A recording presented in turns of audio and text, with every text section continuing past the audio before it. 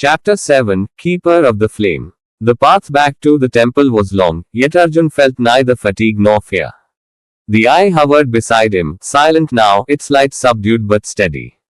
Mir Saran had fallen. The root of the veil was gone. But the war was not yet over. He could feel it, threads of shadow clinging to the edges of the world, remnants of a darkness that refused to die quietly. When he arrived, the sage was already waiting beneath the banyan tree, as though he had known the moment Arjun would return. The old man's eyes were both proud and sorrowful. You did what I could not, the sage said. You severed the root. Arjun lowered his hood. I saw their true face. I saw what they become when they feed on fear.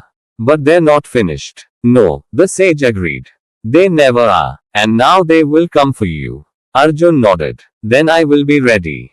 The sage studied him for a long moment. Then he turned toward the shrine behind the temple, a small, circular sanctuary where generations of spirit guardians had left their marks. At its center was an altar of stone, and beside it stood a sword Arjun had never seen before. Its blade shimmered like moonlight, and its hilt was etched with ancient runes. The sword of silence, the sage said. It was forged not to kill, but to break bindings between the living and the dead.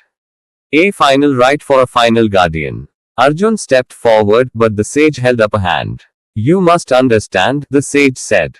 This weapon is not only a tool. It is a burden. To wield it is to walk the edge of the mortal and spirit realms, to live in both, but belong to neither.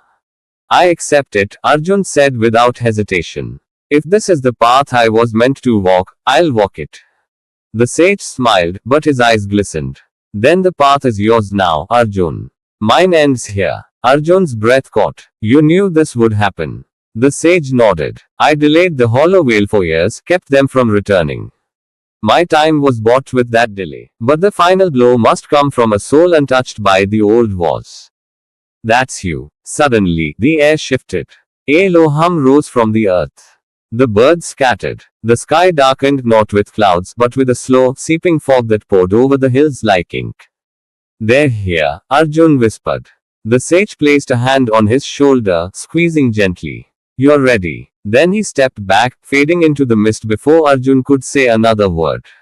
They came as whispers first. Voices on the wind. Familiar tones. Words from long dead lips. Arjun, why did you leave me? You were too late. He stood unmoving. He had walked through the whispering woods. He had seen illusion and survived it.